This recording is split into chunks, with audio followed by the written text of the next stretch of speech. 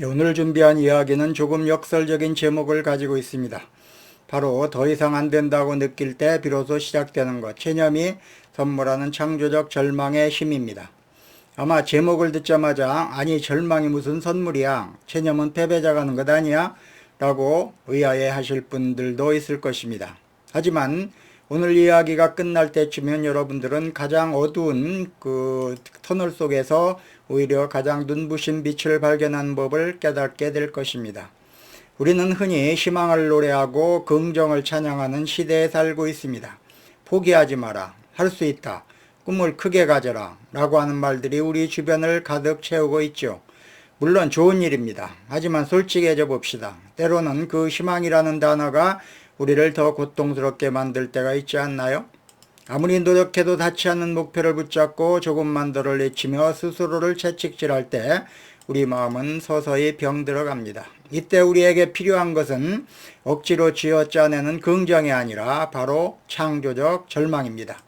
창조적 절망이란 무엇일까요? 그것은 내 힘으로는 도저히 어쩔 수 없는 한계의 상황을 마주했을 때 그 사실을 온몸으로 그리고 온 마음으로 받아들이는 상태를 말합니다. 쉽게 말해서 내 방식으로는 이제 더 이상 안 되는구나 라고 깨달는 것입니다. 이것은 무기력하게 무너지는 것과는 다릅니다. 오히려 내 자아가 부리던 고집을 내려놓고 세상의 흐름에 나를 맡기는 아주 용기 있는 항복입니다. 여기 한 남자가 있습니다. 1914년 어느 겨울밤 67살의 나이에 평생이 담긴 연구소가 불타는 장면을 지켜봐야 했던 사람, 바로 발명왕 에디슨입니다. 그 화재는 에디슨의 모든 것을 앗아갔습니다. 수십 년간 기록해온 연구 노트, 값비싼 장비들, 그리고 엄청난 자본이 투입된 사제품들이 순식간에 잿더미가 되었죠. 당시 손실액만 지금 가치로 수천만 달러에 달했다고 합니다. 보통 사람이라면 그 자리에 주저앉아 통곡했을 것입니다. 내 인생은 이제 끝났다 라고 하며 절망의 늪에 빠졌겠죠. 하지만 에디슨은 달랐습니다. 치솟는 불길을 보며 그는 아들에게 이렇게 외쳤습니다. 얘야, 가서 내 엄마랑 친구들을 다 데리고 오너라. 이런 구경은 다시 못할 게다. 다음날 아침 잿더미가 된 연구소 털을 거닐며 에디슨은 말했습니다. 재앙은 놀라운 가치가 있구나. 나의 모든 실수가 다 타버렸어. 이제 하느님께 감사하며 다시 시작할 수 있게 됐네. 이것이 바로 체념이 선물하는 창조적 절망의 정수입니다. 에디슨은 타버린 과거를 붙잡으려 하지 않았습니다.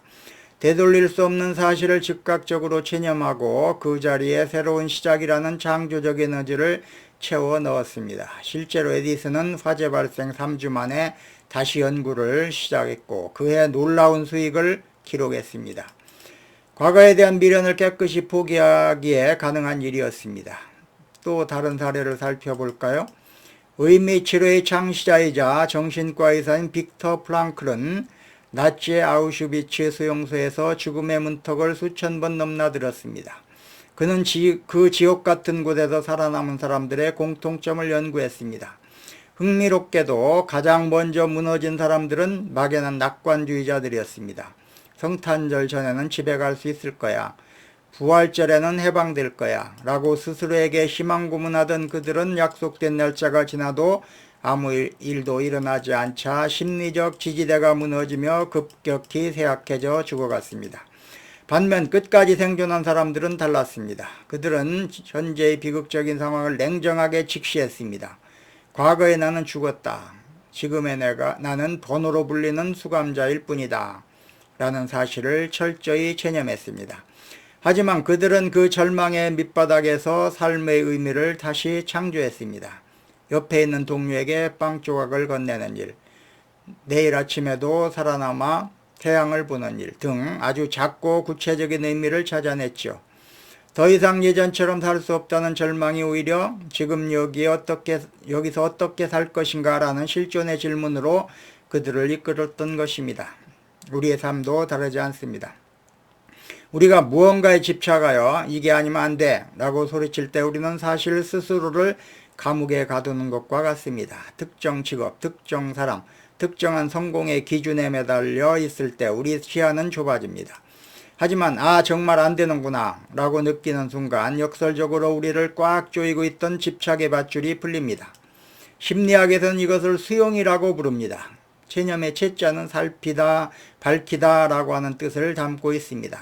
즉 눈앞의 상황을 있는 그대로 명확하게 통찰한다는 의미입니다. 헛된 욕심의 안개가 걷히면 내가 진짜 가야 할 길과 내가 가진 진짜 자원이 무엇인지가 보이기 시작합니다. 지금 겪고 있는 고통이 아무리 크다 해도 그것이 당신의 존재 자체를 부정할 수는 없습니다. 오히려 그 고통은 당신에게 신호를 보내는 중입니다. 지금 내가 가고 있는 그 길은 너의 길이 아니야. 그 낡은 방식은 이제 버릴 때가 됐어 라고 말이죠. 창조적 절망은 우리를 겸허하게 만듭니다. 내 힘으로 세상을 통제할 수 있다는 오만을 내려놓게 합니다. 그리고 그 빈 마음속으로 새로운 지혜와 영감이 흘러 들어옵니다. 그릇에 담긴 물을 비워야 샘물을 채울 수 있듯이 우리 인생도 한 번은 깨끗하게 비워지는 과정이 필요합니다. 그것이 바로 우리가 절망이라 부르는 시간입니다. 그러니 혹시 지금 삶의 막다른 골목에 서 있다고 느끼시나요? 아무리 두려워도 문이 열리지 않아 손을 놓아버리고 싶은가요? 그렇다면 기꺼이 놓으십시오. 이제 더 이상 안 돼! 라고 외치며 바닥으로 내려앉으십시오. 그 바닥은 당신을 삼키는 늪이 아니라 다시 튀어오르게 한 단단한 지면입니다. 모든 것을 포기하고 난 뒤에 찾아오는 기묘한 평온함, 그것이 바로 창조가 시작되는 태초의 고요입니다. 이제 당신의 낡은 지도는 버리십시오. 절망이 선물한 백지 위에 당신만의 새로운 인생 지도를 다시 그릴 시간입니다. 당신을 괴롭히던 그 문제에 대해 그래 내 힘으로는 안 된다 라고 선언해 보세요. 그리고 그 체념 뒤에 찾아오는 가벼움을 느껴보십시오. 진짜 위대한 시작은 바로 그 가벼움 속에서 싹 틉니다. 당신은 혼자가 아닙니다. 절망의 늪에서 우리는 모두 다시 만날 것입니다. 오늘은 더 이상 안 된다고 느낄 때 비로소 시작되는 것, 체념이 선물하는 창조적 절망의 힘이라고 하는 제목으로 살펴봤습니다. 오늘 준비한 내용은 여기까지입니다. 시청해 주셔서 감사합니다.